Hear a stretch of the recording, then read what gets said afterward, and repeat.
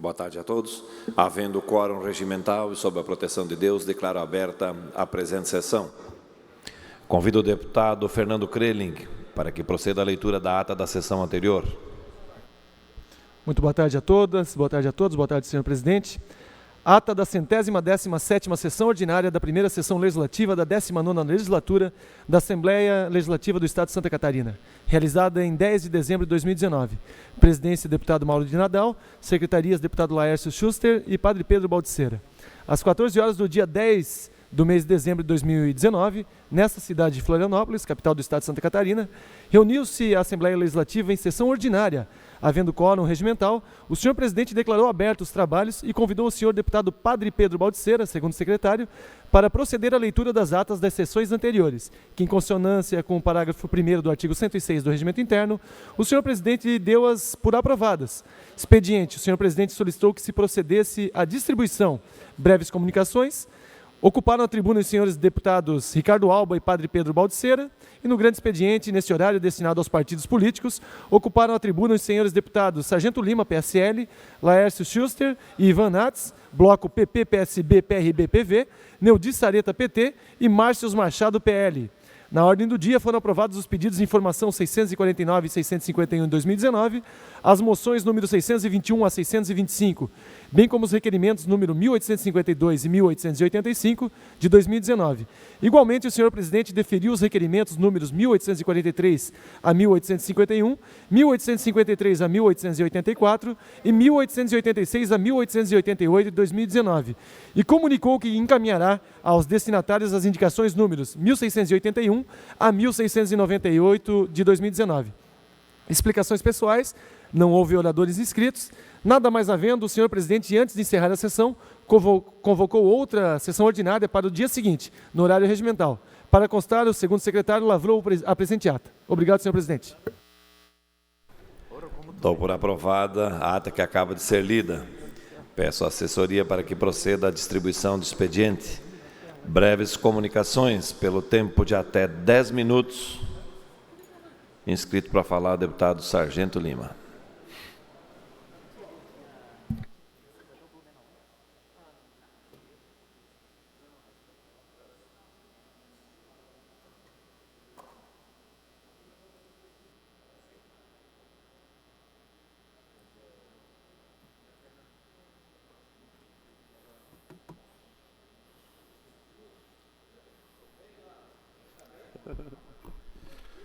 Senhor presidente, senhores deputados, boa tarde.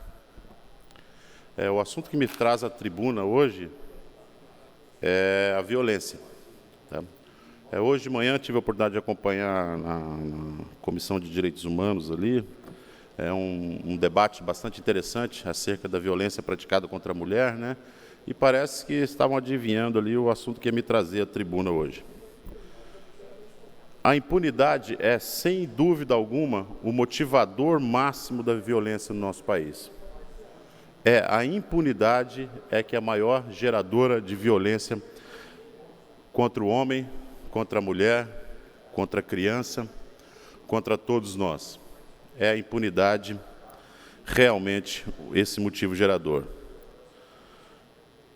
E para tudo tem uma explicação muito simples. Nós vivemos numa sociedade onde existe um interesse puramente político de combater os resultados. Estão somente os resultados, nada mais do que isso. Jamais se combate as causas. Mantém-se o foco, como eu disse, por interesses puramente políticos nas causas e jamais nos resultados, jamais na causa. Pois existe uma necessidade muito grande de se criar problemas, doutor. Meu amigo deputado Vicente Caro Preso. Doutor, existe uma necessidade de se criar problemas. Tornar esses problemas insolúveis através de leis inócuas. Você tem que criar um problema que não pode ser solucionado, porque você coloca ele em volta de um emaranhado de leis. E, posteriormente, vender a solução do problema. E detalhe, vender, porém, não entregar. Vender com mais demagogia e mais leis que atendem somente grupos distintos, estrategicamente divididos em nichos eleitorais. Simples. Quando houver uma necessidade real mesmo, uma vontade real mesmo de se combater a violência, eu gostaria que as pessoas pensassem sobre isso que eu estou falando. Para vocês terem uma ideia sobre isso, tanto se discute a violência contra a mulher, fala-se de feminicídio. Vamos falar, juntamente com Lula, quando ele foi solto, juntamente com Lula, 4.895 presos foram soltos, juntamente com ele. Sendo que desses 8.895, 49 deles crimes contra a vida. Existe alguma preocupação do Estado, real mesmo, com a segurança do cidadão? Essa é a pergunta. Se discutindo a prisão em segunda instância. Juntamente com Lula, outros quase 5.000 foram soltos, sendo que desses 50 praticaram crimes contra a vida. E o número só não foi maior porque eles não possuíam prisão preventiva.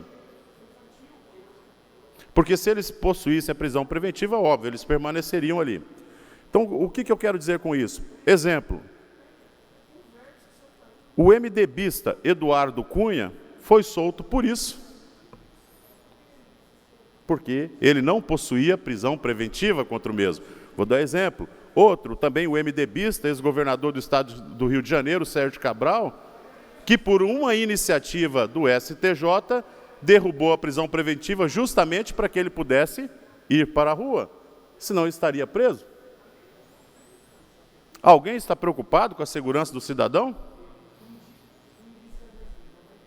Eu acredito que não. Vamos lá, o juiz Paulo Damas da Vara de Execuções Penais de Cascavel determinou a soltura de um homicida no dia 14 de novembro, baseado nesse entendimento do STF. Um homicida, senhor presidente. A que custas para que se soltasse o Lula? Olha o peso que a população brasileira paga. E veja aquele juiz que não quer ter sangue nas mãos, dele. O juiz Ali Maslon, da 7ª Vara Federal de São Paulo, no dia 13 de novembro, expediu um alvará de soltura e, em sequência, expediu o alvará, expediu a prisão preventiva para manter ele preso. Se ele não tivesse expedido a prisão preventiva dele, mais um homicida na rua. E alguém está preocupado com segurança pública? Estavam preocupados em soltar o cachaceiro. Foi isso que aconteceu. Gente, desde da nossa fé, a gente acredita em céu e inferno. Para que existe o céu e o inferno? Para você poder falar para o teu filho, se você for um menino bom, você vai para o céu. E transformar o céu num lugar agradável, um lugar apaziguável, onde você sente prazer de estar lá. E o inferno, num lugar de sofrimento e tortura, para você poder ameaçar. Mas é necessário que as pessoas saibam da existência dele, senão fica ali fica sem valia aquela lição que você passa, se você não explicar que aquele lugar é ruim. É isso que acontece com as nossas cadeias. Se o homem não soubesse da existência da prisão, não soubesse da existência, ela perderia valia. É a certeza que você vai ser preso é que faz com que você se afaste do crime. Ponto. Não tem outra explicação. E ninguém está preocupado. Vamos dar mais um exemplozinho agora de certeza da impunidade. O que é a certeza da impunidade? Vamos ver um exemplo aqui. Nós temos no estado de Santa Catarina 6.500 homens trabalhando dentro de um regime penitenciário. São presos, então 6.500 homens. Ótimo, parabéns para quem foi arranjar o trabalhinho para eles lá na cadeia. E 8.000 homens, também dentro do nosso sistema, em atividades educacionais. Estão trabalhando? Esses 6.500 que estão trabalhando, eles recebem um dinheirinho, que eles podem ajudar a família, etc., e assim vai por diante. Aí olha o que é a certeza da impunidade. Nós temos em Santa Catarina 190 homens e mulheres que não podem trabalhar. Porque se eles pararem e hoje arrumaram um emprego, eles perdem a vaga do concurso deles que eles fizeram para a polícia ano que vem. E por que fizeram esse ato de responsabilidade? Porque todo mundo tem a certeza da impunidade. Simples. Nós somos legisladores. Nós trabalhamos com leis. É uma obrigação nossa abordar. Cada vez que se fala de lei, é uma obrigação nossa abordar esse assunto. É uma obrigação, nós temos a obrigação de falar que no país a certeza da impunidade é o maior gerador da violência. Isso é nossa obrigação, e que essas leis elas têm que passar por essa casa também. Porque senão nós vamos estar fomentando as atividades criminosas. Nós vamos estar incentivando as pessoas ao crime.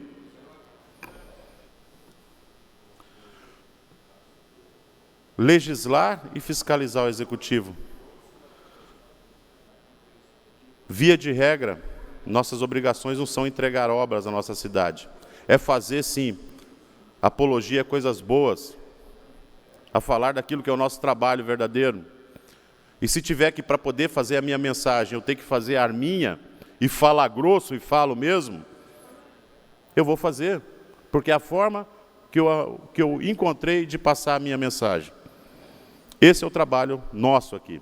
Cada um tem a sua forma de passar a sua mensagem, e a minha é essa. Obrigado, senhor presidente. Ainda em breves comunicações, pelo tempo de até 10 minutos, com a palavra o deputado Dr. Vicente Caro Preso.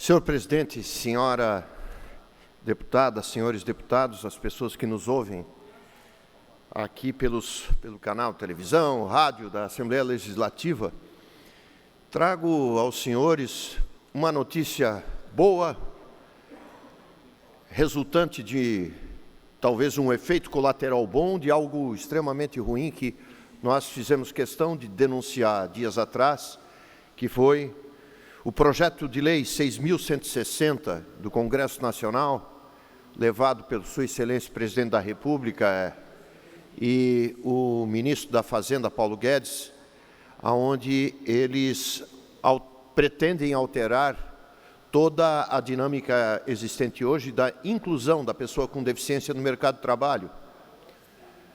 Todos sabemos que depois de 100 trabalhadores, uma empresa com mais de 100 trabalhadores é obrigada por lei a disponibilizar alguns lugares para as pessoas com deficiência, seja lá qual for, desde que seja realmente avaliada essa deficiência.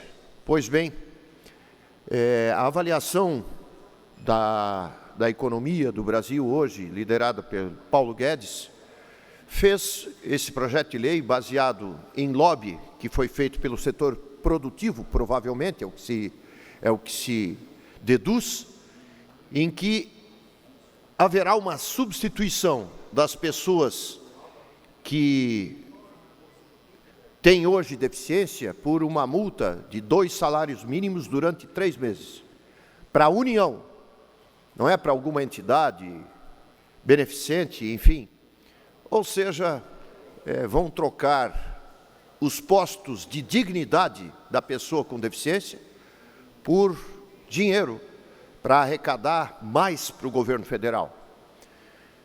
E mais, dentro desta medida, eles propõem que a empresa que tiver acima da cota prevista em lei, poderá esse percentual ser utilizado por outra empresa que não cumpre a lei, transformando assim na existência de um banco de pessoas com deficiência. Ou seja, medidas duras que vieram em regime de urgência. Então, pelo menos, o regime de urgência caiu, né? O presidente Jair Bolsonaro e outras entidades, ouvidas várias lideranças nacionais do Congresso Nacional, senadora Mara Gabrilli, deputado Eduardo Barbosa, senadora Giovana de Sá, aqui de Santa Catarina, lutaram muito e o governo resolveu dialogar, porque antes estava previsto, então, esse regime de urgência. Então, vamos começar aí uma luta muito grande em defesa da inclusão, em defesa da dignidade da pessoa com deficiência, e eu, como presidente dessa comissão, eu só tenho a agradecer as evidências das maiores autoridades do país, mas enaltecer a bravura de alguns deputados simpáticos à causa e o eco que isso causou no Brasil inteiro, de indignação para com as pessoas com deficiência. Então, vocês imaginam que uma pessoa com deficiência, se não tivesse um horizonte de conquistar um espaço de trabalho, o que seria dessa pessoa? Ela passa a ser uma contribuinte. E como o governo está prevendo, ela passa a ser mais um inquilino da assistência social. Nós temos que fazer o trabalho inverso, estimular com que essa pessoa seja surda, seja cega, seja cadeirante, com um problema físico ou até intelectual, dependendo do seu grau, ela possa ser absorvida, ter dignidade, contribuir com a Previdência e melhorar, assim, o nosso índice, a nossa avaliação perante o mundo inteiro. O viés do resto do mundo é o contrário que nós estamos andando. Mas nós temos que dosar, senhor presidente. E aqui eu tenho uma postulação do senhor José Álvaro Moisés, do Estadão, do Estado de São Paulo, de algumas semanas atrás, dizendo que só uma frente democrática acaba com a polarização. O que está acontecendo agora, os que ganharam o poder, justamente, licitamente, é uma guinada demasiada à direita, liberal demais. E nós temos que dosar esse liberalismo, fazer com que a parte social ela possa emergir, assim como a parte econômica do nosso país. Então, forças democráticas, forças de convergência, forças para reaglutinar o que a gente chama de centro, centro-esquerda, centro-direita e centro puro, né, possam se colocar não mais ao lado, mas como uma opção para o eleitor no futuro e para o próprio país. Então, eu venho aqui com uma preocupação muito grande, de certas medidas extrapolarem aquilo que é o razoável para as pessoas viverem bem. E eu lembro uma coisa, muito se criticou e muito se elogiou a postura dos dirigentes do Chile, deputado Neudi Sareta. Lá, de décadas para cá, eles fizeram uma mexida na Previdência Social e realmente zeraram o déficit, mas zeraram tanto que produziram inúmeras pessoas hoje que não se mantêm com a aposentadoria que mal e mal chega a $100 por mês. Ou seja, levaram milhares de pessoas para a beira do suicídio. E é isso que está acontecendo no Chile. Pessoal de terceira idade, mais velho, quando chega na idade de aposentar, eles não veem como enfrentar a situação. A pobreza, né? a falta de respeito de um país. E é esse equilíbrio que tem que ser pensado sempre quando se toma uma medida de saneamento de despesas. Nós todos sabemos que esse modelo que nós estamos experimentando de gastos excessivos, de falta de transparência, ele está exaurido. Mas nós temos que buscar aquela medida que venha de maneira ponderada, de maneira racional, através da nossa classe política e sempre dela, para fazer com que não haja exageros, que realmente a nossa parte social seja lembrada, que realmente a pobreza ela seja encarada como algo que nós temos que superar, de fazer com que as pessoas que atingiram esse grau possam almejar um futuro melhor, um futuro inclusive na terceira idade, inclusive quando ocorrer qualquer dificuldade na vida dessas pessoas e elas se tornarem, por uma razão ou outra, alguma pessoa com deficiência. Então eu rogo a nós, políticos, para que a gente possa achar meios capazes de racionalizar os gastos públicos, acima de tudo, de fazê-los transparentes e de racionalizar também a dose que nós temos de liberar a economia. O liberalismo excessivo produz efeitos colaterais. O que nós queremos é um remédio que realmente melhore a imagem do país, melhore as finanças, mas que não se esqueça das pessoas menos favorecidas. Muito obrigado, senhor presidente. Breves comunicações, pelo tempo de até 10 minutos. Com a palavra, deputado Valdir Cobalcini.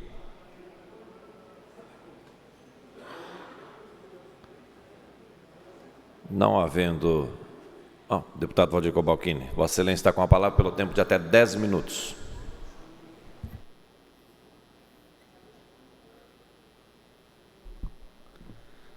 Senhor presidente, deputado Mauro de Nadal, senhora deputada Marlene, senhores deputados,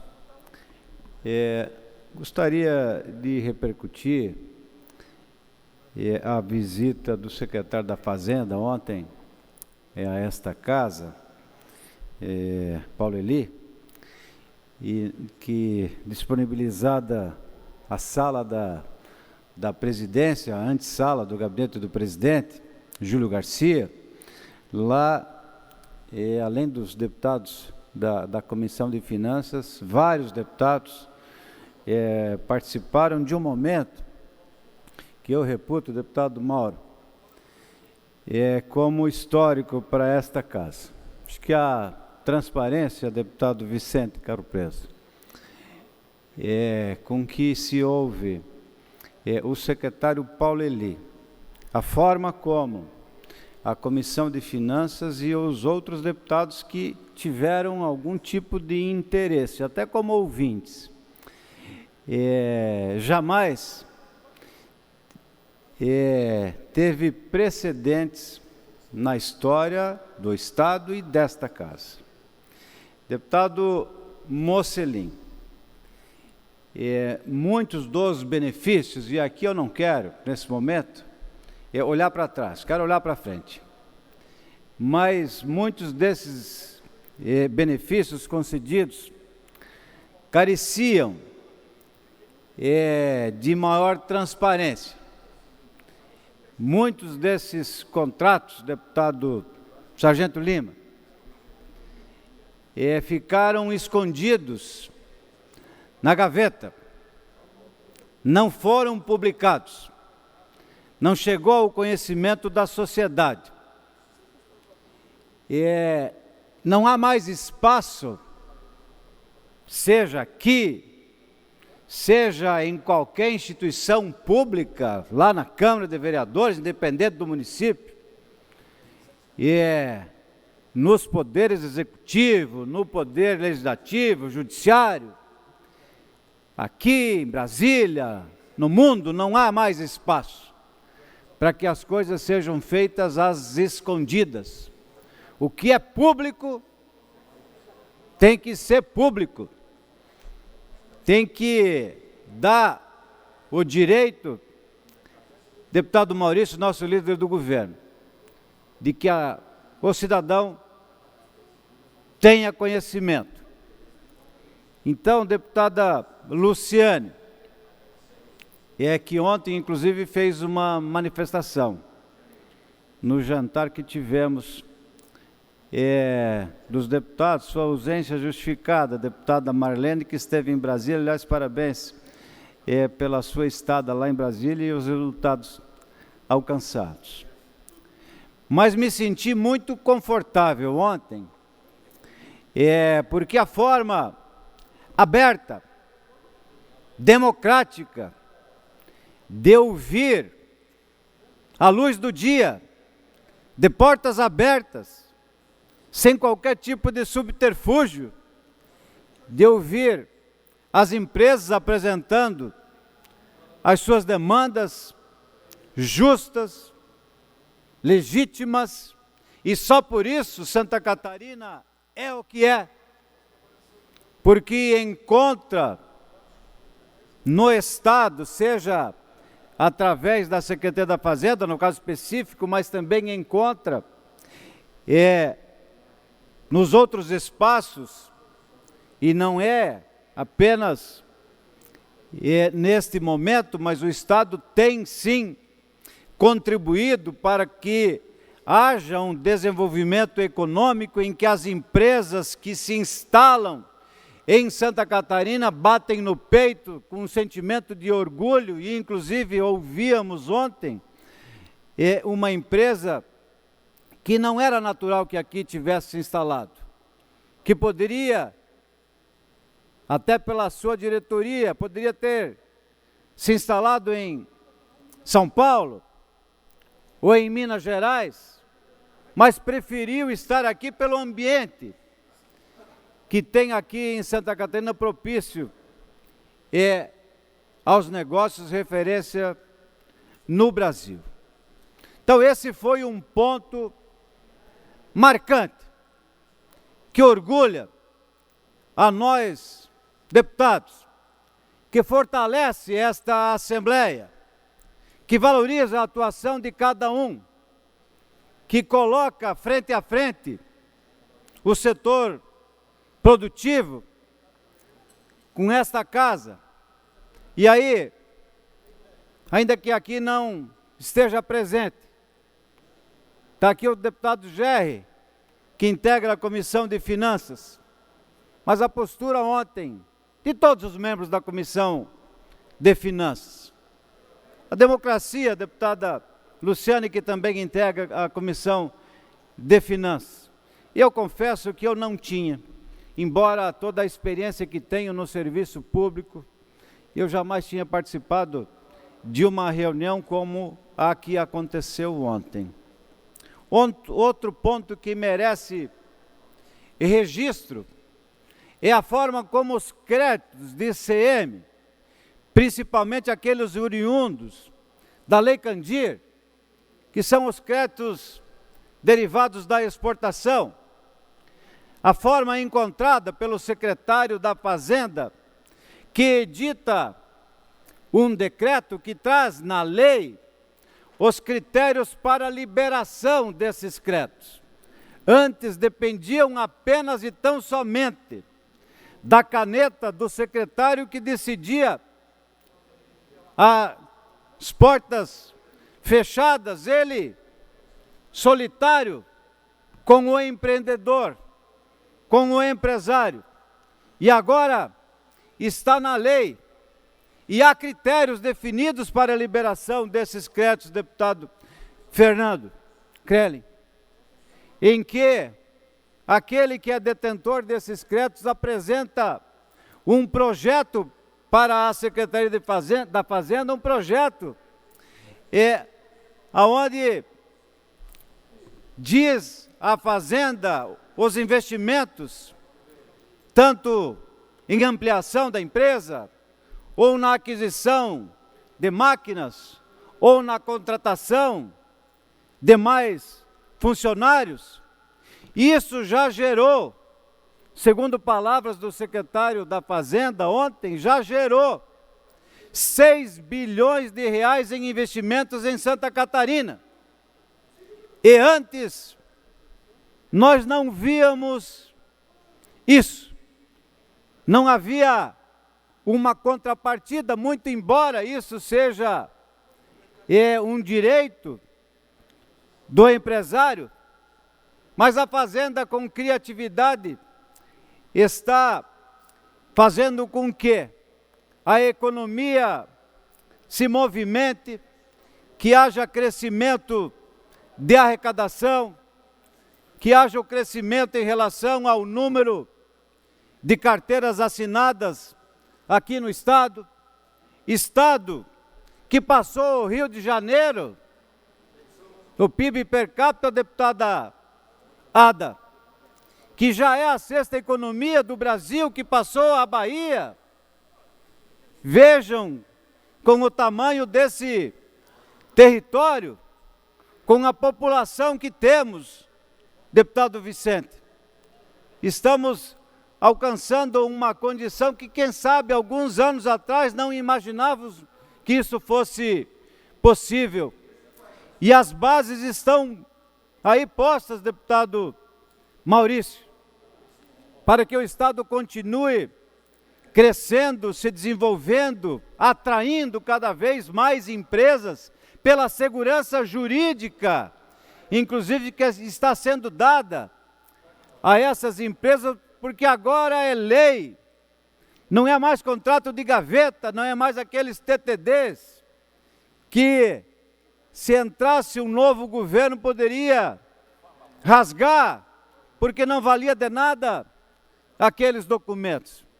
Então me senti realmente num dia muito especial, porque a postura do Executivo, do Governo do Estado, vista ontem, é aquela postura que nos agrada e que nos faz orgulho de sermos catarinenses. Ainda em breves comunicações, pelo tempo de até 10 minutos, com a palavra a deputada Luciane Carminati. Pela ordem, deputado Dr. Vicente Caro Preso. Presidente, nós protocolamos agora, junto ao Palácio do Governo, com o secretário, chefe da Casa Civil, um pedido enfático para resolver o problema de uma barreira que caiu no dia 18 de fevereiro, na SC 108, em Guaramirim. A situação agrava-se pelo não cumprimento dos prazos da empresa que venceu, e praticamente estamos aí já no final do aditivo de tempo.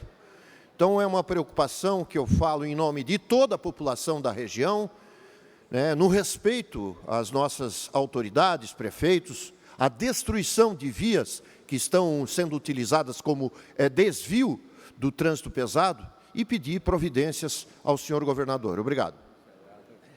Agora sim, deputada Luciane.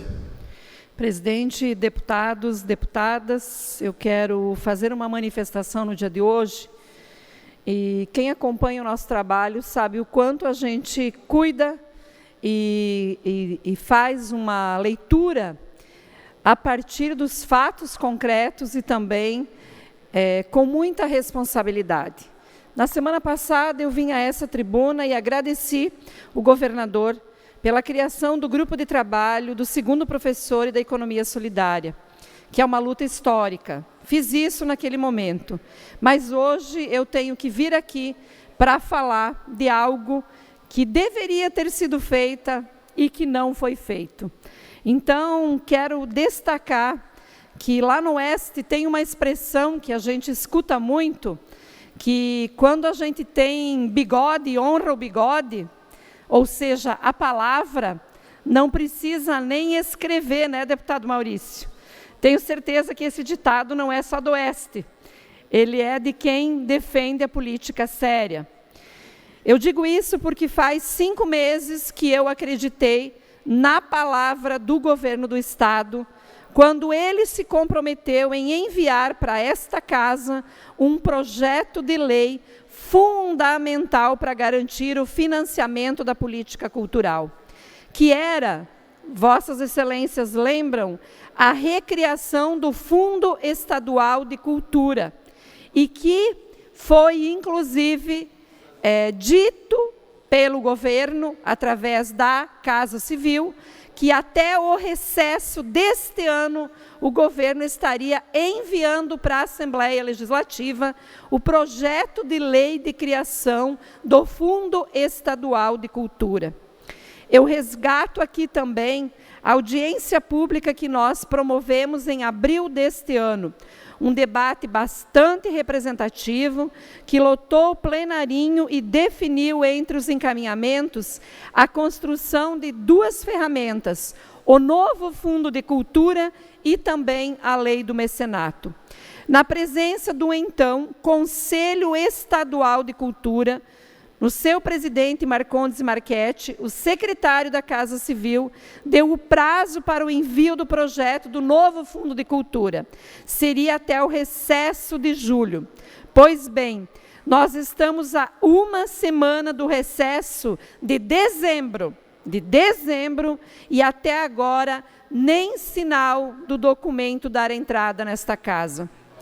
A lei do mecenato, que foi comemorada pelo setor, que eu parabenizei aqui na tribuna, e que permite que cada empresa destine até 3% do valor a ser recolhido em ICMS para projetos culturais, também não vai sair do papel enquanto o governo não regulamentar esta lei já aprovada aqui no parlamento.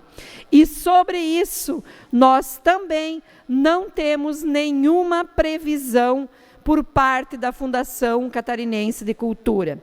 Ou seja, do ponto de vista do financiamento do setor a médio e longo prazo, este ano de 2019 termina, infelizmente, sem garantias, apesar de toda a interlocução do trabalho que fizemos, o que deixa artistas, produtores, gestores culturais do nosso Estado sem perspectiva e preocupados com a sobrevivência de suas atividades para 2020. Sem esses dois mecanismos em funcionamento, o fundo e a lei do mecenato regulamentada, concretamente o baixíssimo orçamento da Fundação Catarinense de Cultura, previsto na LOA de 2020, apenas 12 milhões de reais, o que equivale, em Santa Catarina, a um orçamento de 0,04% do orçamento global do Estado. O valor previsto para os editais do setor também é baixo, apenas 5 milhões para Elizabeth Anderle e menos de 2 milhões para o Prêmio Catarinense de Cinema. Por isso, eu quero aqui, nobres colegas deputados e deputadas, e fazer um apelo a todos os que estão respondendo hoje pelo governo nessas pastas, seja na Casa Civil, seja na Fazenda, seja na Fundação Catarinense de Cultura, quero chamar atenção para que vossas excelências, junto com o governador Moisés, mais uma vez, deem ao setor cultural de Santa Catarina a atenção e o respeito merecido. Eu digo mais uma vez porque é verdade que nesta casa, neste ano, nós aprovamos a lei do mecenato e nós também tivemos o ok, o aval do governo para criar o fundo. Mas, como diz nosso querido Paulo Freire, patrono da educação brasileira, os discursos comovem e os exemplos arrastam. Então, não adianta ficar com o discurso de que vai fazer, e a gente termina o ano efetivamente sem fazer. Mas eu quero dizer que ainda há tempo. Mesmo que nós vamos votar amanhã na Comissão de Finanças a lei orçamentária, o plano plurianual, mesmo que na semana que vem nós faremos a votação, a princípio no dia 18 encerra a votação do orçamento, ainda há tempo, o governo ainda pode tomar a iniciativa de enviar para esta casa tanto uma matéria quanto a outra, ou seja, a regulamentação da lei do mecenato, como também o projeto de criação do fundo, porque não são matérias novas, já tem elaboração na Fundação Catarinense de Cultura, já tem o olhar, a avaliação, a análise do Conselho Estadual de Cultura, o que está faltando é a decisão do governo e está faltando chegar aqui. Tenho certeza que os deputados, se aqui chegar, farão todo o trabalho necessário pela aprovação. Eu que estou aqui pelo 3º mandato, já vi projetos, deputada Ada, serem aprovados em 24 horas. Em 24 horas.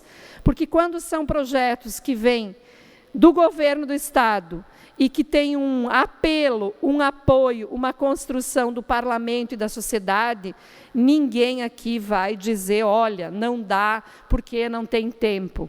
Então, esses 2 projetos, essas matérias, teria tempo, na minha avaliação, de serem ainda encaminhados e aprovados este ano.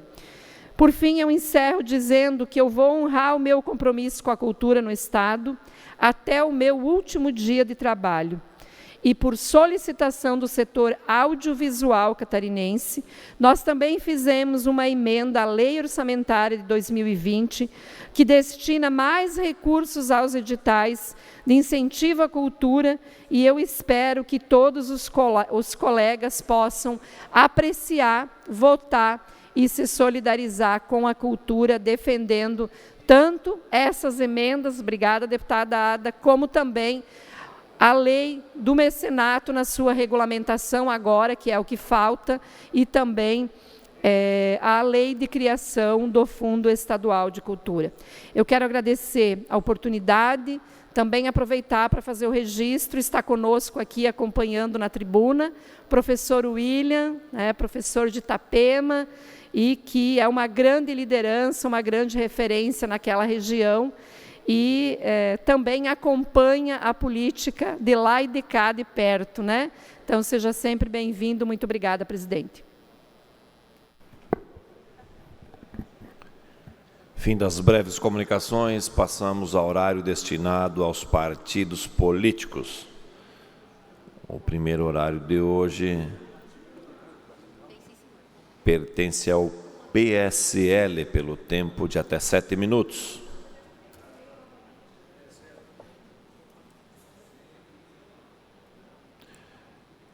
O segundo horário de hoje pertence ao bloco parlamentar PP, PSB, PRB e PV, pelo tempo de até 12 minutos. Fala o uso da palavra o deputado Ivan Nats, do Partido Verde.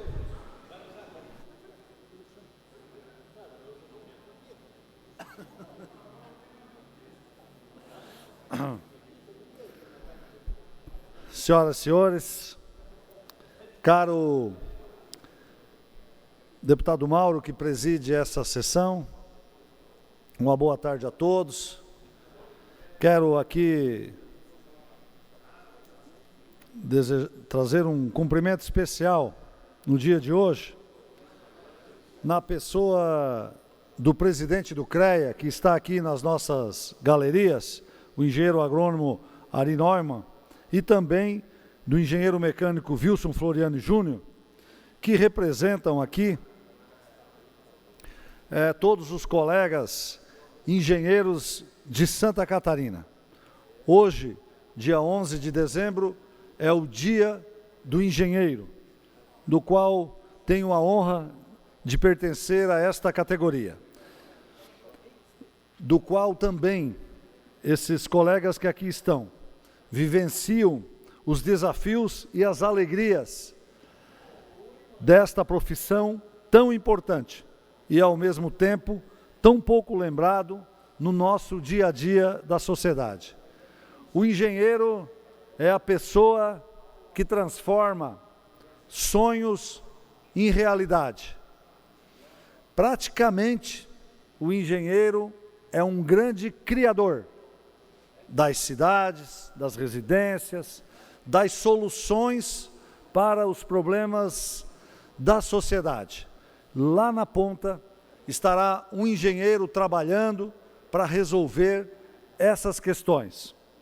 Neste dia de festa para a categoria, também é uma oportunidade para refletirmos sobre a importância dos profissionais da engenharia, da agronomia e de outras áreas afins na construção e na qualidade de vida e no atendimento das demandas sociais, assim como a necessidade de busca constante da valorização profissional, da formação profissional, sobre a necessidade da implantação, senhoras e senhores, da engenharia pública, voltada às comunidades que muitas delas não têm recursos para os seus planejamentos evitando com isso problemas futuros de construções mal edificadas, de estruturas públicas como ruas e pontes mal dimensionadas. Sobre a necessidade também de mais engajamento dos profissionais para que a priorização de ações voltadas à área tecnológica seja também pauta política, de políticas públicas e de política profissional. Nada mais justo, neste dia, de relembrarmos aqui, deputado Mauro, a imagem da deusa romana Minerva, que muito bem representa todas as engenharias. Pois esta deusa, ela é símbolo, acima de tudo, de sabedoria, das ciências e das artes, e representa também a qualidade e a habilidade para soluções práticas da capacidade de reflexão, o amor, a beleza e a perfeição. E é isto, senhoras e senhores deputados, que os engenheiros representam no Brasil, no mundo e em Santa Catarina. O papel destes e destas profissionais da engenharia, em todas as suas especialidades, é percebido ao olharmos no nosso entorno.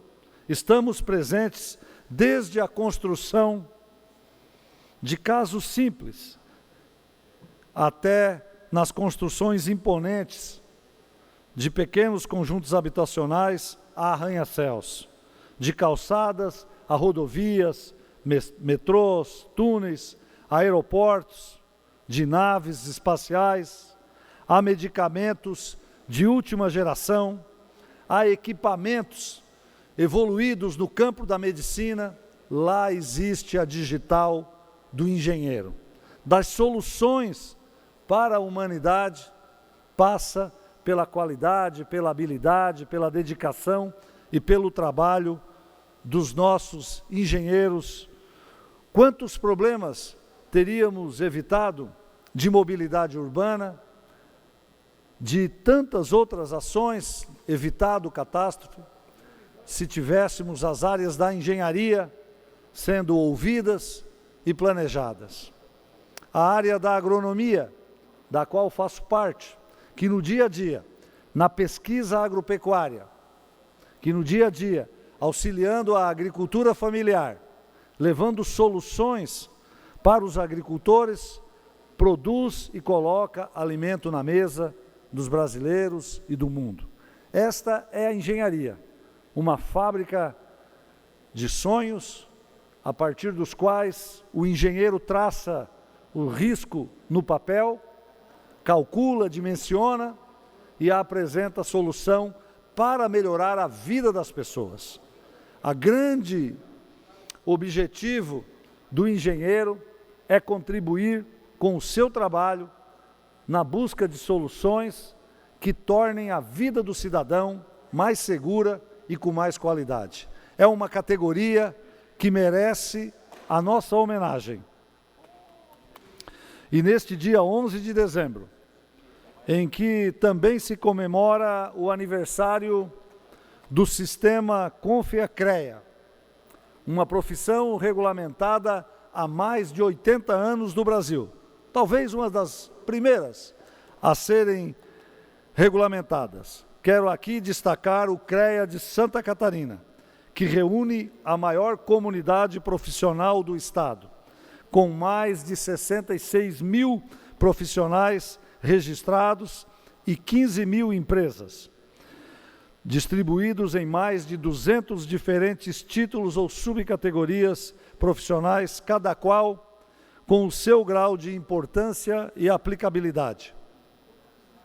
Por fim, nesta data do dia 11 de dezembro, que foi escolhida para que se possa prestar uma justa homenagem aos profissionais, muitas vezes esquecidos, num Brasil atormentado por muitos anos de crises internas e externas, por governos que não valorizam a profissão, que não buscam na engenharia fazer o seu grande aliado na busca de soluções para os problemas estruturais desse país, resultando na perda de geração de profissionais formados, atraídos pelas mais diversas e financeiramente mais compensadoras carreiras. Eu quero aqui, como engenheiro que sou, como deputado estadual, em nome dessa casa, prestar a nossa homenagem, o nosso reconhecimento a cada um dos 66 mil engenheiros catarinenses que no dia a dia dedicam a sua energia, a sua vida, para tornar a vida do cidadão ainda melhor. O engenheiro é, acima de tudo, um criador de solução para os problemas, criador dos espaços, seja das ruas, das casas, seja do ambiente interno de uma residência, na produção de produtos elétrico-mecânicos. Ali está um engenheiro gerando soluções e oportunidades na vida das pessoas. Nada melhor do que a Assembleia Legislativa para, no dia de hoje, em nome de todos os catarinenses, prestarmos aqui a nossa homenagem. E eu reafirmo aqui o nosso compromisso de seguirmos trabalhando junto com esta categoria na busca da valorização e do reconhecimento do engenheiro. Parabéns, engenheiros catarinenses, o nosso muito obrigado pela dedicação, pelo trabalho de cada um de vocês.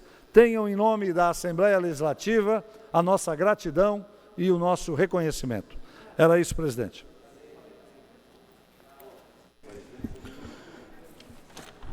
Ainda em horário dos partidos políticos, o MDB, por 13 minutos e 30 segundos, nosso deputado Mauro de Nadal.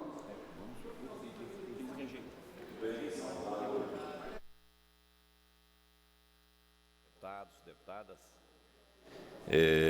sem sombra de dúvida, o tema que mais foi debatido aqui nesse parlamento ao longo de todo esse ano foram sobre os incentivos fiscais.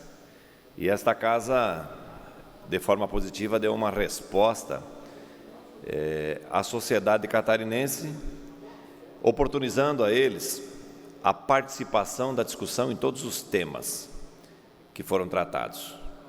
E essa conversa, esse encaminhamento, essas reuniões, essas audiências públicas culminaram em um grande benefício para o governo do Estado de Santa Catarina e também para a sociedade catarinense.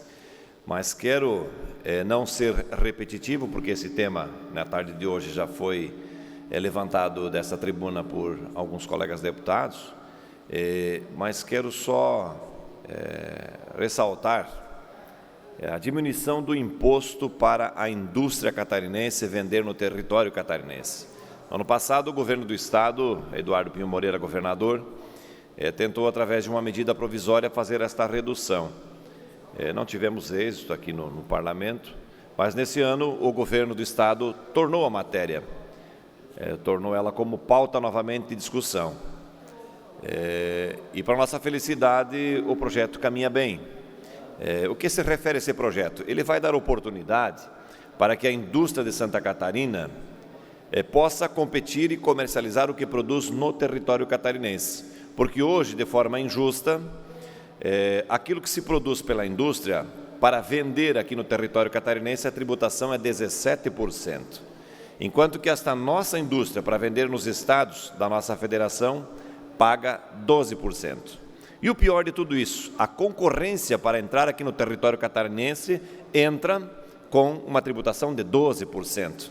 Então não há critério nenhum de justiça em manter 17% para a indústria de Santa Catarina, que gera empregos, que movimenta a economia. Então, com isso, com essa atitude do governo, que está tendo respaldo aqui do parlamento catarinense, nós vamos dar oportunidade para a indústria catarinense vender mais em nosso território. Com isso, nós vamos movimentar mais a economia e essa indústria também vai ter a oportunidade de gerar mais empregos. Então, é um grande ganho para Santa Catarina. Protocolei também, no dia de ontem, um projeto importante, deputado Romildo Titon e deputados que têm como uma grande bandeira de defesa a nossa agricultura e, acima de tudo, a bacia leiteira em Santa Catarina. Nós temos um fundo que trata da arrecadação de recursos para indenizações, principalmente desses animais, né, que são abatidos em virtude de serem detectados com alguma doença. Esse fundo prevê que do valor arrecadado, 20% se destina para indenizações de animais detectados com febre aftosa, 40% destinado para brucelose e tuberculose, né, e os outros 40% para serem investidos no sistema de vigilância e fiscalização.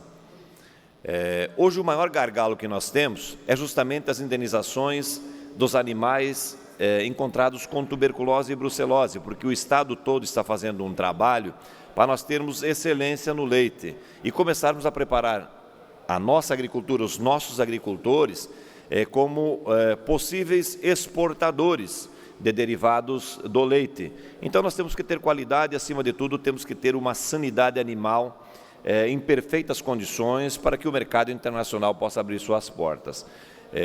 Mas o trabalho técnico está sendo feito com muita dedicação e muita presteza. Porém, quando temos que fazer a eliminação desses animais, os agricultores enfrentam uma dificuldade muito grande, porque muitas vezes ficam à espera dessa indenização por 8 até 9 meses. E às vezes é todo o plantel dessas vacas de leite que acabam sendo eliminadas por lá em uma delas encontrar algum foco, né, de tuberculose ou brucelose. E nós queremos com que este fundo ele tenha mais recursos para indenizar brucelose e tuberculose. Então o nosso projeto, nesse momento, ele busca agregar estes 20% que hoje é especificamente para a febre aftosa, agregar junto ao campo destinado a brucelose e tuberculose e outras doenças não curáveis através de vacinação.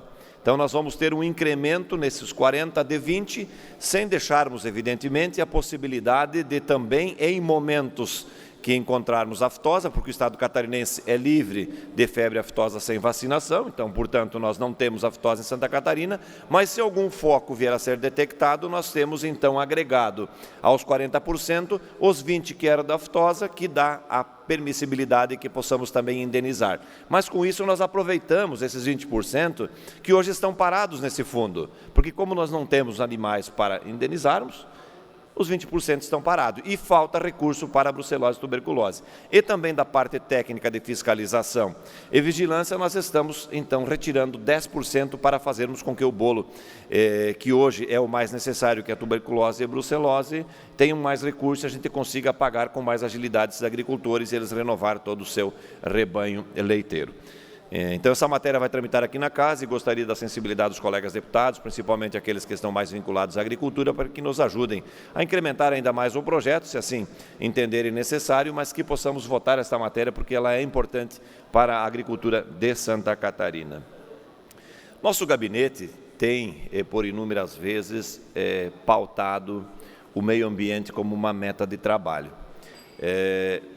Dentre os projetos que tivemos êxito, até então, posso trazer o projeto Recolhe, assim conhecido em Santa Catarina, que iniciou toda a discussão aqui no território catarinense através de uma lei de nossa autoria, que busca retirar esses animais mortos lá na propriedade, tanto a vaca, o boi, o suíno de grande porte, né, equinos, e dar uma destinação correta sem fazer com que o agricultor tenha que lançar mão do enterro desse animal lá na sua propriedade, evidentemente sem saber muitas vezes do que esse animal veio a óbito, poluindo o meio ambiente e, em consequências, também o lençol freático. Então, esse projeto, nós estamos agora, através da bancada do Oeste, monitorando o projeto, conseguimos grandes avanços lá em Brasília através da emissão da instrução normativa, que permite a retomada do trabalho de recolhimento.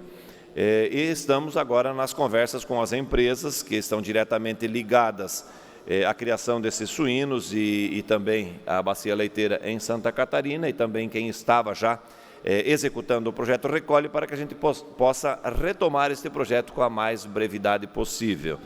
E também agora, nesta semana, lançamos um projeto bem interessante, que daqui a uns dias nós queremos levar a conhecimento de todos os colegas deputados, que é um projeto com todos os seus estudos técnicos elaborados pela UDESC, já implantado em vários locais aqui em Santa Catarina.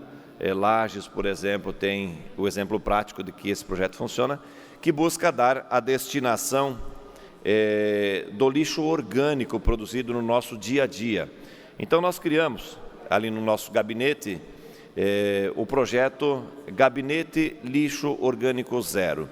Então, fizemos um experimental, ontem mesmo, que será monitorado pelos nossos servidores, colaboradores de gabinete, aqui mesmo na laje da Assembleia Legislativa, e com base nesse experimento nós queremos levar também a todos os gabinetes, porque é um jeito bem prático, fácil de nós darmos a destinação. E é claro que, a partir daí, nós vamos começar um trabalho de conscientização, iniciando lá no extremo oeste. Já conversamos com os nossos prefeitos, que demonstraram um interesse extraordinário quanto ao tema.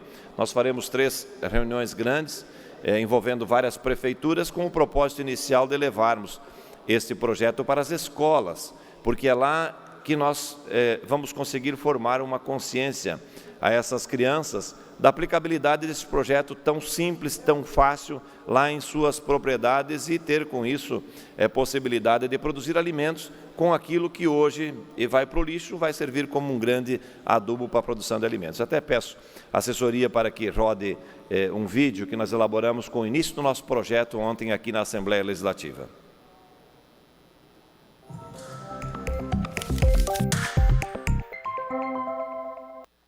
O primeiro vice-presidente da Assembleia Legislativa, deputado Mauro de Nadal, transformou o gabinete dele num exemplo de proteção ao meio ambiente. Agora, quem trabalha aqui separa todo o lixo orgânico, como sobras de frutas e outros alimentos, para reaproveitamento. Agora no gabinete vamos estar separando todos os lixos, que nós consumimos bastante frutas, ervas de chimarrão, pó de café. Vamos estar separando como lixo orgânico para nossas plantações aqui na Assembleia.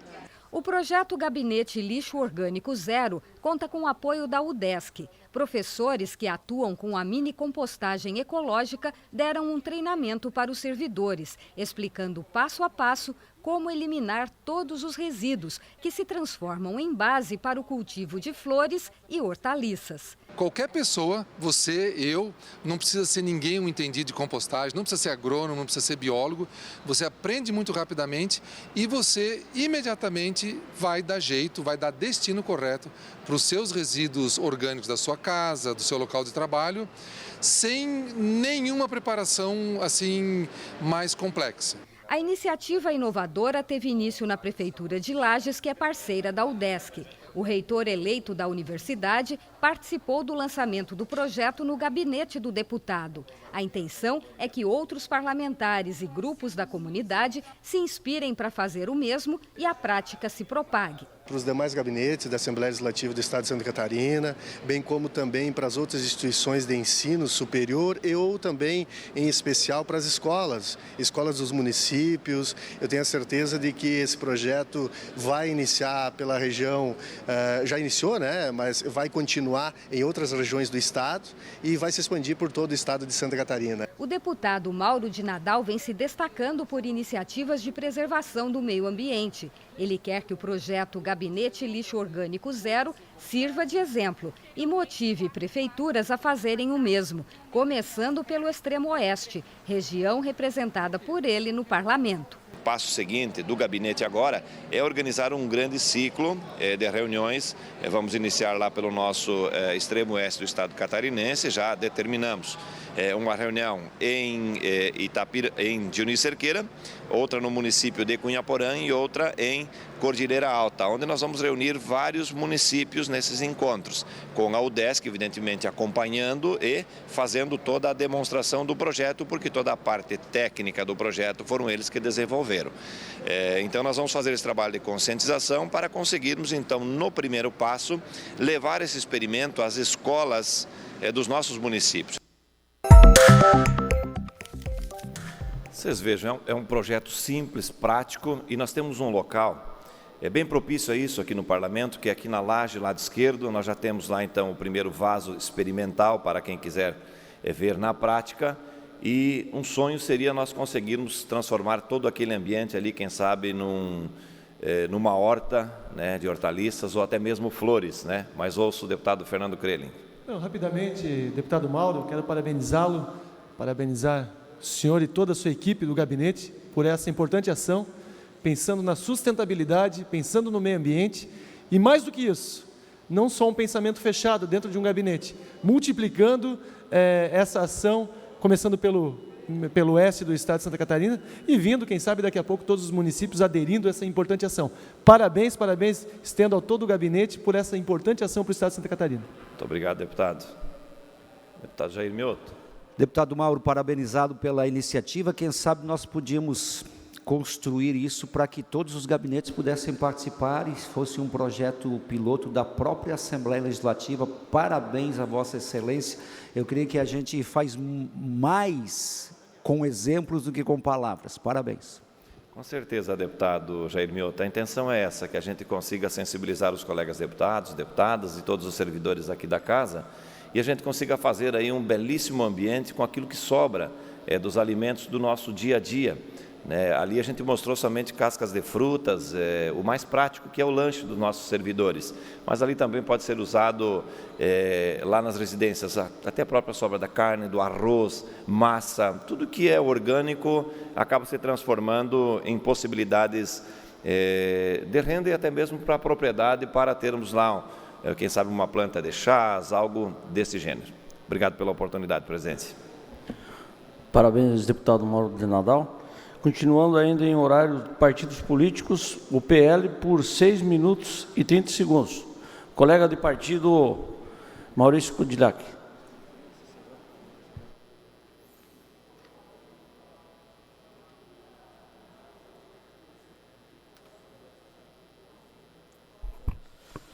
Obrigado, presidente Nilson Berlanda, companheiro de partido, grande liderança, senhores deputados, público que nos acompanha. E queria citar alguns assuntos. Hoje nós tivemos a reunião pela manhã, deputado Mauro, inclusive no gabinete do deputado Mauro, sobre da bancada do Oeste, né? E parabenizar a deputada Marlene pela condução aí, coordenação da bancada.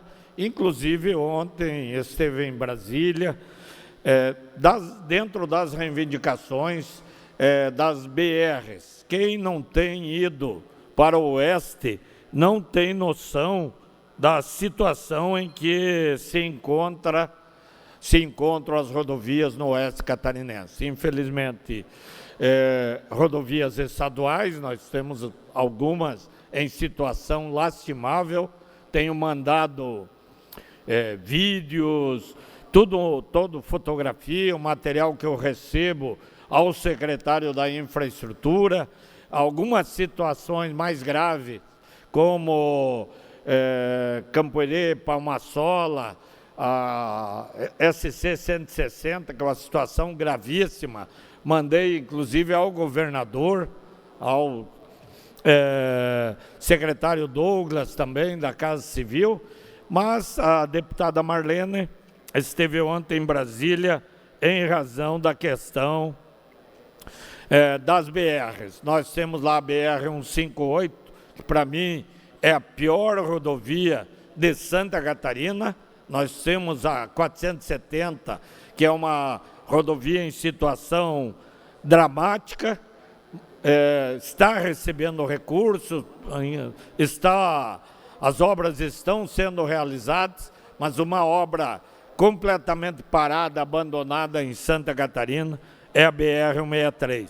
Inclusive, as associações empresariais, comerciais, as lideranças por conta, estão fazendo manifestos na rodovia, manifestos que nós apoiamos, porque as rodovias não são, as federais, são responsabilidade dos deputados estaduais, mas nunca a bancada do Oeste se omitiu em levar esse assunto a Brasília, a fazer reuniões, a chamar o diretor do DENIT, a buscar solução para as rodovias, principalmente a 282, que anda para, uma rodovia que está muito perigosa, porque onde seria o acostamento foi tirado o material e ali ficou uma valeta de mais de 1 metro de profundidade e colocando em risco todos que utilizam a rodovia. E a situação mais grave também da 163. Ouço a deputada Marlene aí, que tem conduzido a bancada do Oeste aí, que ontem esteve em Brasília tratando do assunto. Só obrigado pelo espaço aqui, deputado Maurício, parabenizando pela manifestação. Hoje nós tivemos a nossa reunião da bancada do Oeste, a última do ano, e um dos temas que são todas as nossas reuniões, são objeto de discussão, é a questão das rodovias, tanto as estaduais quanto as federais. Mas nesse caso específico da 163, que vai ter essa paralisação na semana que vem, nós estivemos em Brasília ontem, e justamente levando ao governo federal essa manifestação da bancada do Oeste. Nós somos 15 parlamentares e todos, independentemente da nossa bandeira partidária, estamos na luta pela liberação de recursos para essa tanto a 282 quanto a 163, ainda que essa não seja a nossa competência, mas é nossa responsabilidade, sim, levantar, receber as demandas do Estado, da população, e levá-las a quem de direito. Então, parabéns pelo pronunciamento, e a bancada do Oeste vai continuar brigando pelas causas que são da nossa região. Obrigado, deputada Marlene. Como disse a deputada, rodovia federal é responsabilidade do Executivo, do governo federal, e a fiscalização, a denúncia, a cobrança dos deputados federais e senadores. E não é competência dos deputados estaduais, mas nunca a bancada estadual se omitiu. Nós, como cidadão, como representante da região, como estamos presentes em todos os momentos, temos feito essa cobrança. E sei que os diretores lá ficaram chocados, inclusive com as fotografias que Vossa Excelência levou e que eles não tinham conhecimento. Então, fazer esse registro. E a deputada Luciane Carminati também trouxe um tema hoje para a bancada, que são os constantes assaltos a comerciantes que vão de ônibus do estado de Santa Catarina, e eu acho que de outros estados, fazer compras em São Paulo. Muitos desses assaltos têm ocorrido na 153, um trecho que corta ali do trevo de Irani até a União da Vitória, indo para Curitiba, no Paraná, e onde o sinal de telefonia é difícil e onde tem ocorrido assalto. Então, a bancada está pedindo providência, Polícia Federal, Polícia Civil, Polícia Rodoviária, e como eu disse na reunião, não é admissível que 40, 50 comerciantes tenham que sair com dinheiro vivo dentro de um ônibus para ir a São Paulo fazer compra, virando...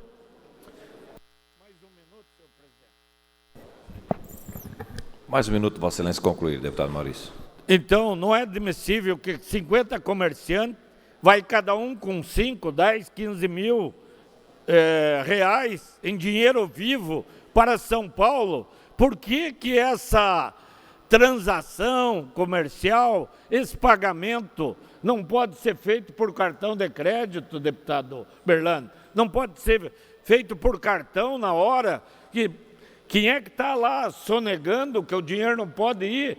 Então, tem que se encontrar uma solução para não colocar esses empresários que, para comprar o produto, tem que sair de Santa Catarina com dinheiro vivo para ir para lá, sendo um alvo perfeito para os assaltantes. Então, a segurança pode ajudar, mas tem que se encontrar uma forma de evitar esse problema. Esse tema foi abordado também na bancada do Oeste no dia de hoje. Obrigado. Próximo horário pertence ao Partido dos Trabalhadores pelo tempo de até 6 minutos. Próximo horário pertence ao Bloco Social Democrático, PSD, PDT, PSDB e PSC pelo tempo de até 15 minutos. Fará uso da palavra a deputada Marlene Fengler.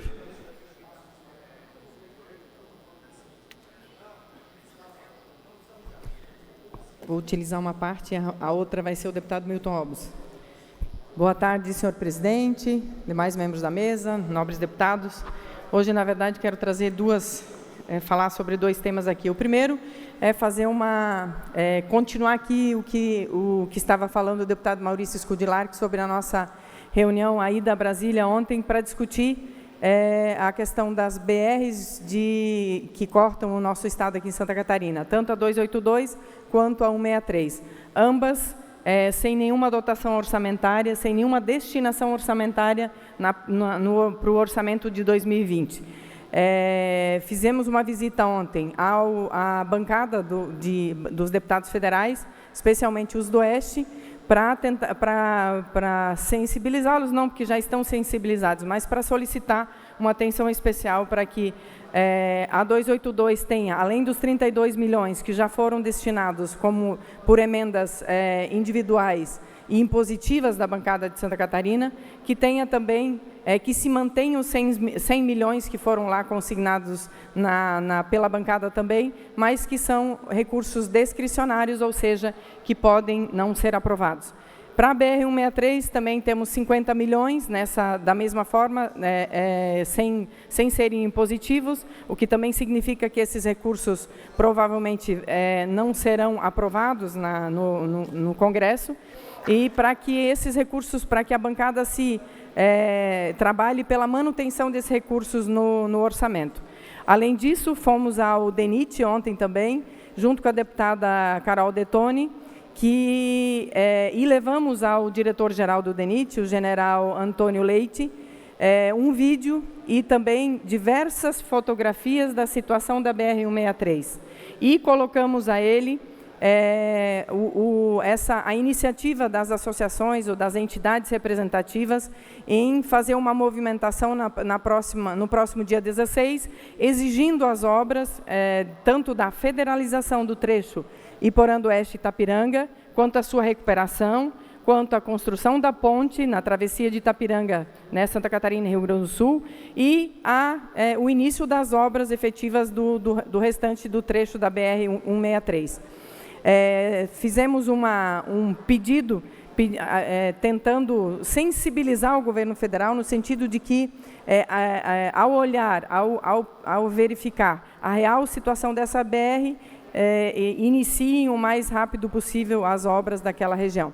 Então, estivemos também no ministro da Casa Civil, o Onyx Lorenzoni, levando a mesma demanda a ele também. Enfim, levamos ontem as demandas mais importantes da infraestrutura, com relação à infraestrutura, tanto na bancada federal quanto no governo federal, e tentando aí sensibilizar o governo federal da importância dessas BRs, mas principalmente fazendo a nossa parte aqui, nobres colegas da bancada do Oeste, fazendo a nossa parte, que como eu disse antes, não é nossa competência, não é nossa responsabilidade, responsabilidade sim, mas não competência destinar recursos para as BRs.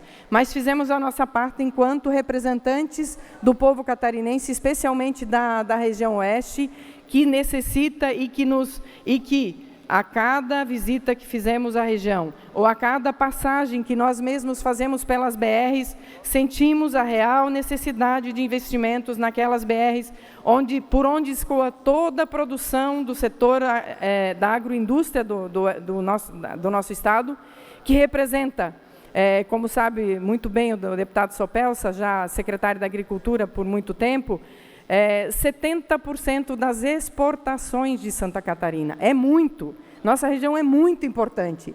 E como a sociedade, como o povo da nossa região sempre nos fala, nós não temos a contrapartida para aquilo que nós produzimos. Nós queremos produzir cada vez mais. Nós somos uma região de um povo trabalhador, de um povo que faz a sua parte. Mas nós precisamos do governo do Estado e do governo federal para que nós possamos transportar aquilo que nós produzimos, né, para os portos, aeroportos, enfim, para que possa ser vendido no Brasil e também no exterior. Concedo uma parte ao deputado Sopelsa. Muito bem, muito obrigado, deputada Marlene. Eu agradeço muito pela parte. Vossa Excelência traz um assunto à tribuna desta casa hoje que merece o olhar de todos nós. Eu não tenho nenhuma dúvida que, por muito que tenha sido feito nos últimos anos no oeste de Santa Catarina, mas nós temos muito em haver ainda. Temos muito. Deputado Zé Milton, Vossa Excelência vem de uma região também do Estado que tem uma produção agrícola forte, né? O deputado Altair, lá do oeste, né? O deputado Mauro, o deputado Berlanda. As rodovias, a infraestrutura no oeste de Santa Catarina não representa aquilo que nós somos. Nós somos falar da BR-282, da 283, das estradas das SC, das estradas estaduais. Nós somos muito longe. O gás natural não chega no oeste de Santa Catarina. A comunicação fica longe de atender ainda aquilo que nós precisaríamos que ela atendesse. A própria energia elétrica, nós temos redes elétricas que fazem 30 anos que foram feitas, que ainda não se tem uma rede trifásica que comporte a estrutura de um estabelecimento agropecuário hoje, uma granja de suínos hoje de 5, 6 mil, 20 mil, aviários em propriedades, 200 mil frangos, 150, 50 mil frangos. Então, eu quero lhe cumprimentar e espero que nós sejamos olhados como, de fato, aquilo que nós representamos com aquilo que nós produzimos. Parabéns, deputado. Eu acho que nós fomos felizes quando criamos aqui a bancada do Oeste. Independentemente de partido político, nós estamos reivindicando aquilo que é nosso direito, aquilo que nós precisamos para continuar a ajudar a fazer o Estado e o país progredir. Muito obrigado e parabéns. Muito obrigado, deputado Sopelsa. O segundo assunto que me traz hoje aqui também, e que eu quero aproveitar para lembrar que ontem se comemoraram 50 anos de formação na Universidade Federal pela UFSC, aqui a Universidade Federal de Santa Catarina, no curso de engenharia do ex-deputado Lício Mauro da Silveira, que dá o nome à Escola do Legislativo, que hoje, por um período de 2 anos, eu tenho a honra de presidir. E faço questão de mencionar esse fato aqui, porque o deputado Lício Mauro da Silveira, que dá o nome à Escola do Legislativo, deixou um legado, especialmente na área da educação, aqui enquanto foi parlamentar e que faleceu, acho que faz 9 anos que ele faleceu. E a escola faz um trabalho importante e divulga o nome dele em todo o Estado, rendendo a ele uma homenagem sempre que nós vamos a qualquer município e qualquer programa que executamos no Estado de Santa Catarina, rendemos uma homenagem a esse importante representante da Assembleia Legislativa. E, no caso, faço assim, só uma referência aqui também, na turma em que ele se formou também uma das primeiras mulheres engenheiras da Universidade Federal de Santa Catarina, que foi a senhora Luísa Maria Amorim. Então, parabéns ao grupo que se formou com o deputado Lício e também ao todo o legado que o deputado Lício deixou a todos nós e ao Estado de Santa Catarina.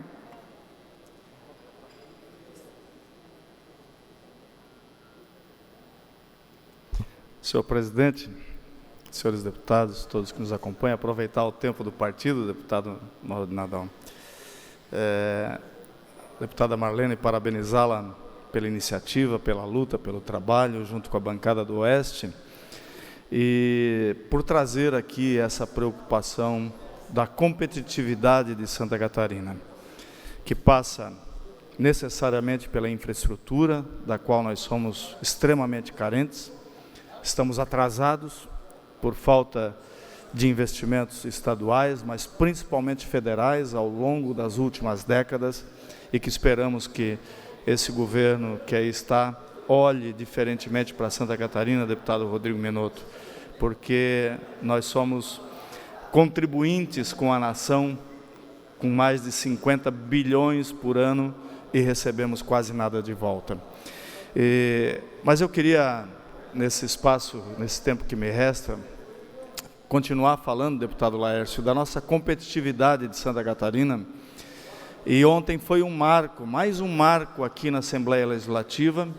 Deputado Berlanda, Vossa Excelência participou, vários deputados aqui participaram, onde a Comissão de Finanças, presidida pelo nosso deputado Marcos Vieira, e todos os membros da Comissão de Finanças, nosso presidente Júlio Garcia, vice-presidente Mauro de Nadal, e vários deputados puderam participar de mais uma rodada de consenso entre a atividade econômica, os empresários de Santa Catarina, a Assembleia Legislativa e o governo do Estado. Nós começamos esse ano de uma forma muito turbulenta, um governo novo que se instalou, e que a gente há de reconhecer que tem as suas ambições, as suas pretensões, e nem tudo que se faz acerta num primeiro momento, tudo tem que ter o seu tempo. Mas a questão tributária em Santa Catarina, que é um dos pilares da competitividade, ela começou de forma turbulenta, né, com debates calorosos, com o governo nas expressões taxando os empresários de sonegadores, de que os incentivos fiscais serviam para enriquecer empresários, enfim, os decretos, né, que eram para estar valendo já em abril desse ano. Isso tudo tirou a tranquilidade dos empreendedores catarinenses e daqueles que pensavam em investir em Santa Catarina. E graças a essa casa, Assembleia Legislativa, por iniciativa do nosso presidente Júlio Garcia e a participação dos 40 deputados, ontem nós terminamos, deputado Laércio, o consenso das distorções tributárias dos setores econômicos de Santa Catarina, que vão estar nos relatórios dos projetos de lei 435 e 458, que nós vamos apresentar na Comissão de Finanças amanhã, e deverá vir para plenário com um consenso de todas as medidas com o governo do Estado e com os setores produtivos. Isso marca não só um avanço para Santa Catarina, isso restabelece a segurança jurídica e a tranquilidade dos empresários continuarem vindo para Santa Catarina, gerar empregos aqui, pagar impostos aqui, mas, acima de tudo, marca um novo momento, o momento do diálogo, o momento tão necessário do bom senso, para que a gente pudesse ter construído, de um início tão turbulento, um consenso tão positivo, que vai trazer muitos empregos, aumento na arrecadação de impostos e uma estabilidade para o nosso Estado de Santa Catarina, deputado Mauro de Nadal. Então, acho que essa casa tem muito a comemorar, porque foi essa casa, com seus 40 parlamentares, com a sua pluralidade, com seu conhecimento, com seu bom senso, que provocaram o governo e os setores produtivos para, sentados com o mesmo propósito, encontrar o caminho para que nós pudéssemos chegar ao consenso que chegamos ontem aqui nessa casa. Deputado Moacir Sopelsa, isso é um marco. O secretário Paulo Eli falou ontem da importância de ele ter hoje 40 deputados para ajudá-lo a corrigir eventuais distorções tributárias no Estado. Como é importante o diálogo. Por isso, senhores e senhoras deputados e deputadas, os temas importantes de Santa Catarina, deputado Sopelsa, Vossa Excelência, com toda a experiência de uma vida longa e de muito serviço prestado a Santa Catarina, sabe que todos os temas de grande importância, de relevância para o Estado, ficam melhor quando passa pela Assembleia Legislativa. Nós jamais podemos abrir mão da prerrogativa, da responsabilidade que o povo que nos elegeu nos deu. Aqui é a casa dos grandes debates. Os grandes temas de Santa Catarina não podem ser decididos por quem quer que seja em qualquer tempo atrás de uma escrivaninha.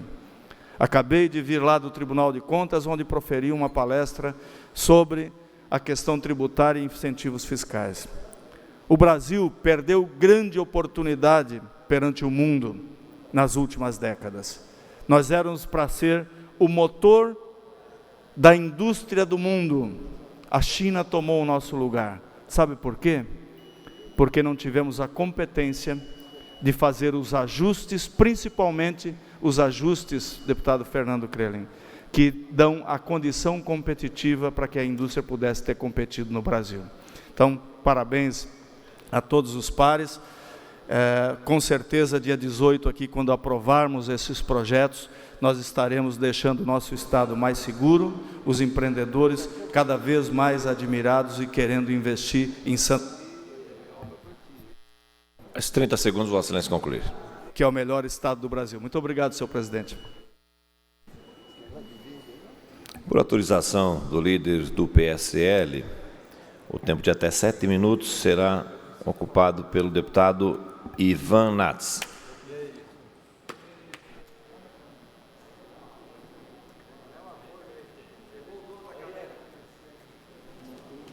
A ausência do deputado, que deve com certeza estar atendendo compromissos em gabinete, esta presidência suspende a presente sessão até às 16 horas para que possamos retomar com a ordem do dia. Está suspensa a presente sessão.